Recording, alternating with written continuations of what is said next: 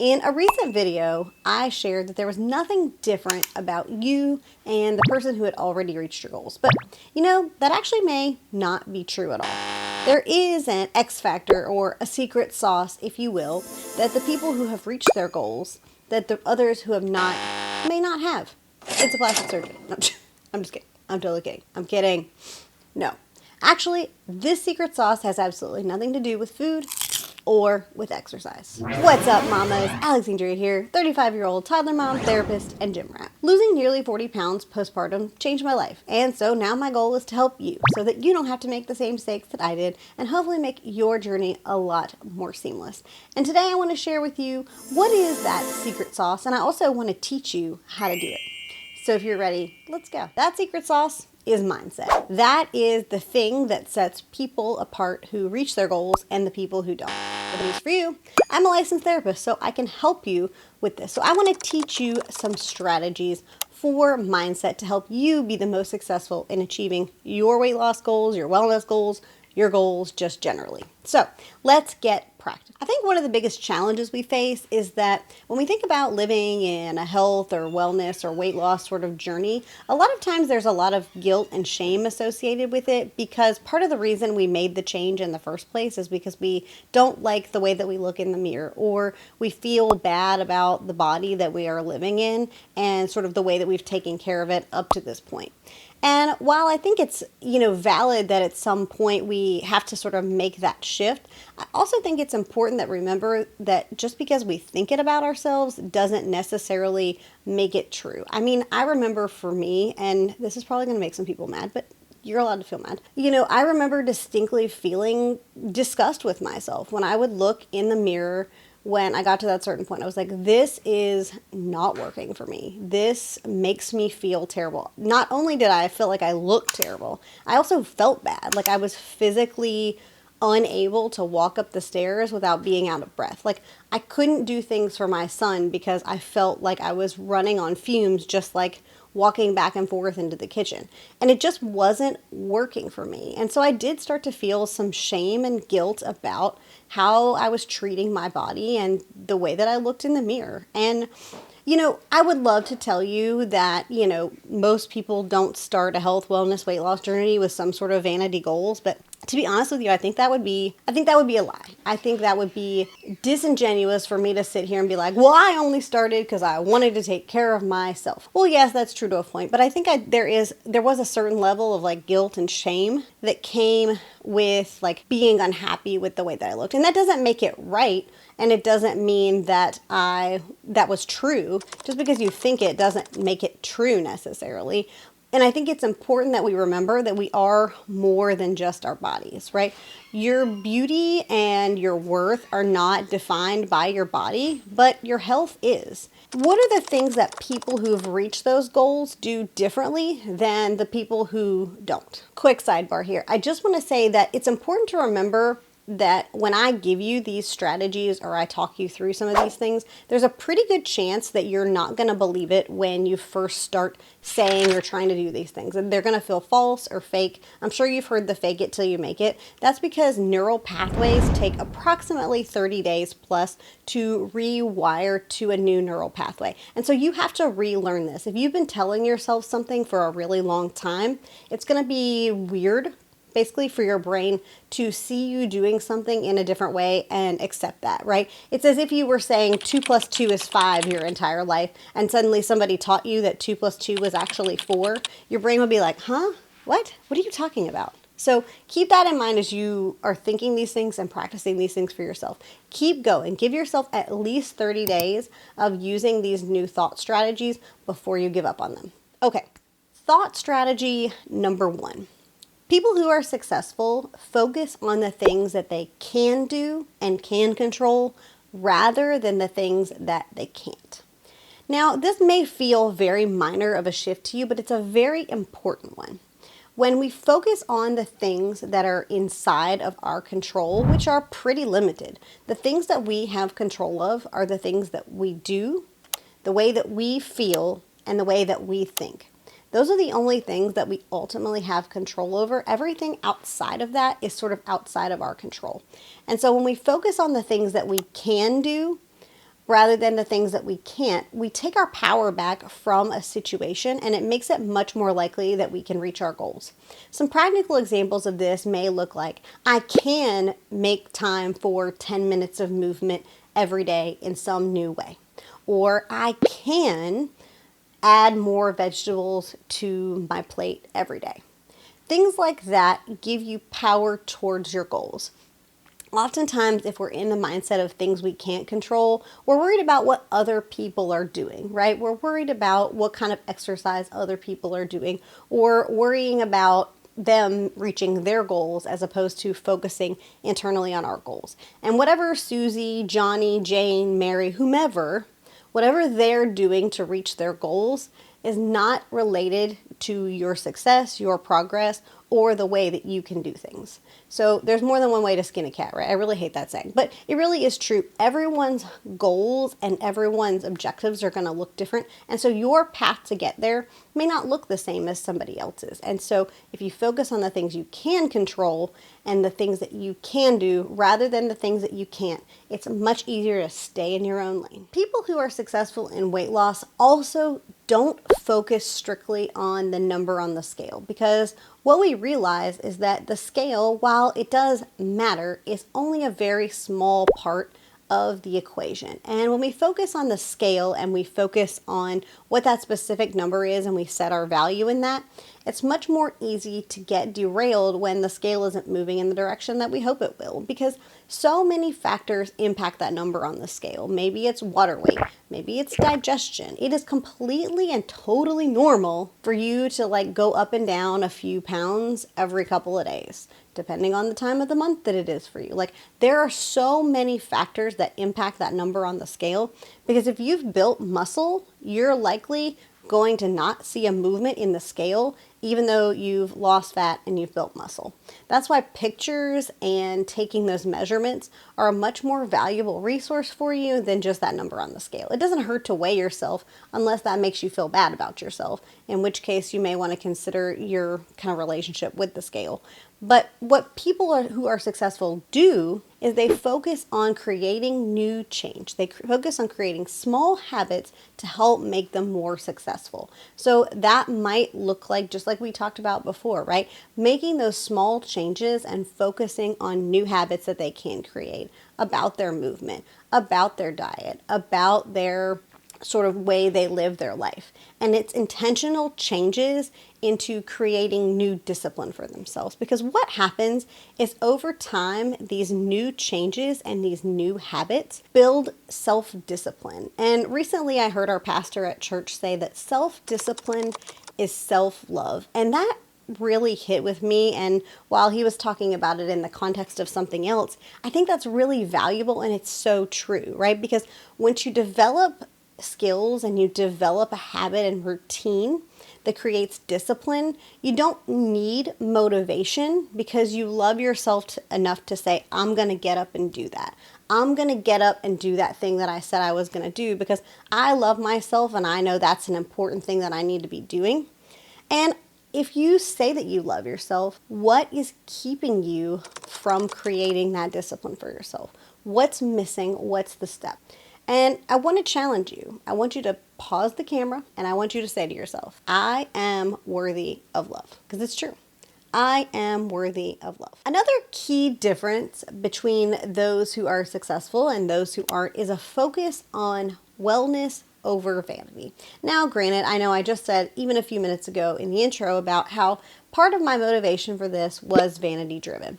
And I think it's important to note that while it's not a problem necessarily to have vanity driven goals or to want to look good or to want to look a certain way, it's that the focus can't be entirely on those things. Because when we focus entirely on a certain weight or our goal weight or looking good in a bikini or whatever, once we've hit that goal, there's no motivator for us to keep moving and continue to take care of ourselves. So rather, if we take wellness goals, or at least include wellness goals in our vision, it keeps the goalpost moving forward, right? If we're setting a goal against ourselves to run more miles because we hate ourselves. I'm just kidding. I'm not hating on the runners. I'm just teasing. Maybe it's to run more miles, or maybe it's to lift heavier weights or continue to build muscle or whatever the case may be for you. Maybe it has something to do with yoga poses. I'm not a yogi. I don't speak yoga. I'm sorry. So I'm not going to pretend to do.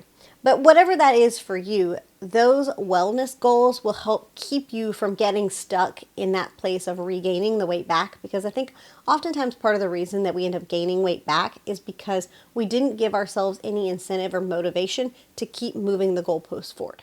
And listen, if you're loving this kind of content, I would love if you would subscribe and come and join the family and let me be your non-judgy mom friend who comes alongside you to help you reach your health and wellness goals. Additionally, when it comes to exercise and movement, the people who are most successful are the ones who find joy or pleasure in it in some form or fashion. It makes them feel happy or satisfied or helps them cope in some sort of positive way. And if you're miserable doing some sort of exercise, you're likely to discontinue it, right? Especially if you're a newbie and you're just starting out. Like if you're only doing things like, I don't know, HIIT workouts or burpees and you hate them, it's no wonder that you quit because you're focused on something for this goal weight rather than something that you enjoy. And so instead, if we find things that we enjoy, that we love, that make us feel happy, that, make it fun, I don't know, like dancing or, maybe it's yoga or Pilates or bar, something fun or interesting for us. Maybe it is weightlifting. I don't know. It really depends on who you are as a person. But whatever's fun for you, especially when you're building the habit and you're building towards those goals, if you can make it fun for you, you're much more likely to continue and stay the course. And so that thought around it really is about finding joy. And it's not a punishment. It's a gift that we get to move our bodies. And so if we can think about it being a gift and a form of coping and a positive experience rather than a negative one or a punishment, we're much more likely to be successful. I know this was true for me too. I used to try to do workouts that would be the most calorie burning, or it would be one of those workouts where I'm only doing things to achieve a certain goal or like fit arms or whatever. And so what would happen is I would not continue it because I didn't like it. It wasn't fun. And so when I pivoted initially in my weight loss journey to dance and aerobic exercise, and I really enjoyed that. It became part of my fun. It became part of my day. And that became such a joyous part for me that it was easy to get up and move. I didn't need the motivation to go work out because the workout was fun. Now, the next thing I'm going to say is probably going to trigger some people. And so please take this in the spirit that it is meant. I am not trying to call you out, but them's is facts. I'm sorry. So please take this in the spirit that it is given. I'm a little nervous to say it because I don't want to hurt people's feelings, but it's just got to be said, okay? I'm sorry. If you are one of those people who, if you made a list of all the things that were keeping in your way from reaching your goals, and you have things like, I don't have time, or I don't have the resources, etc., etc., etc., then you are making excuses. And people who are most successful don't make excuses for things. Now, I'm not saying that it's easy or that your excuses may or may not be valid. That's not my point here. We're all busy. We all have stuff going on. And some people have more stuff going on than others. But what I am saying is that what's important to us are the things that we make time for. And so if you are saying that your health and wellness or weight loss or whatever is important to you, you have to make the mind shift and decide that because it's important to me, I'm going to prioritize it. I'm going to make it a big deal and not make excuses about why I couldn't get it done. Because when we make excuses for ourselves, we psychologically tell ourselves that it's not that important, it's not that big of a deal. And if you're saying your health is a big deal to you, then you have to find ways to make it a priority, make it important. And that may look different for everyone. What works for you may not work for me. For me, what has worked and been successful is doing workouts over nap time or in the morning time or, before my son gets up. If you're not a morning person and that doesn't work for you, that's fine. But find a way. Something has to give, because contrary to what you see on Instagram or what you see on TikTok or whatever the case may be, we are not superheroes. We are not Superwoman, and you cannot do everything. So you have to decide what your priorities are and what things can you cut or cut down on to make more time. Not all the time, but more time. or to, get the resources that you need. Maybe it means that for the short term, you're just buying bands from Amazon and using the bands instead of free weights, or you're doing kinds of exercises that you don't need additional equipment for, you don't need a gym membership for, whatever the case may be. Hope that helps. I'm sorry. I still love you. Another key thought piece is a belief that we can actually achieve our goals. I think we underestimate the power of the belief in ourselves, but oftentimes when we don't reach a goal, it's likely that we didn't actually believe that we could achieve it in the first place. And so we're much more likely to be successful in any goal that we're reaching for, whether it be health, wellness, business. Like, it doesn't matter what the goal is. If you believe that you can achieve the goal versus if you don't, you're much more likely to take the steps to achieve those goals. And in a way, it gives us that motivation, right? Because when we get ourselves stuck, or we're not making the progress that we see, or something doesn't work out the way that we hoped it would, or maybe we get sick, or we go on vacation, if you're thinking about health and weight loss, and we don't necessarily hit all the targets that we wanted to hit, then it's much easier to get back on that sort of metaphorical horse after a vacation or after we've been sick if we believe that's just a blip on the radar. Like, life, that's going to happen. That's just stuff. It doesn't mean we failed. It doesn't mean we suck. It's just part of the journey, part of the course. Our success on our journey is not fully linear. It never is. Our journeys all look like this, or, even like this, I guess, depending on how you're looking at it from a weight loss. It doesn't look like this, right? It's going to look like this. It's not going to be this like flat line, and it's not just going to be like a downhill, never any blips on the radar, because life just doesn't work like that. If you run into sickness, or maybe you're on vacation, or you take the week off, or maybe you just need a deload, all of those things are just part of life. They're just blips on the radar and are not a reflection of your ability to be successful. And if you can remember that, and you can maintain that I can do this in spite of those things, you will stay much more on track. I also want to make a brief note about emotional eating, because if that's you, it's often a sign that you are eating to cope with or process or deal with some sort of feeling that you don't want to tackle. And I think it's important to remember that food is not a coping skill, and it's not a coping strategy, and it can negatively impact our relationship with food. This could be an entire video in and of itself. So if you want a video strictly dedicated to emotional eating, I can definitely cover that topic in a different video and provide you with some more resources. But the short is that if you find that you're emotional eating, you're much less likely to maintain your goals, because you're attempting to eat in order to cover or not feel certain ways about things, right? We, as at least in my generation, right, many of us were taught, like, suck it up, don't cry, like, you're fine, things like that, and invalidated our emotional experience. And when that happens, it can make it hard for us to be okay with all the feelings, and all the feelings are okay. And so if you're using your food or your diet as a strategy for coping, I challenge you to maybe seek therapy, or to try to find some other ways to cope. But that's not a positive coping strategy, and certainly in the context of weight loss and healthy living can keep us from our goals. And if you've loved this, YouTube should be recommending something else that they think you'll love. I personally recommend this video here for you to go and watch. It is about thought life mistakes that I made that may be keeping you from your goals. So if you like this specific video, you'll like that one, and it should be a good continuation for you. And until next time, bye friends.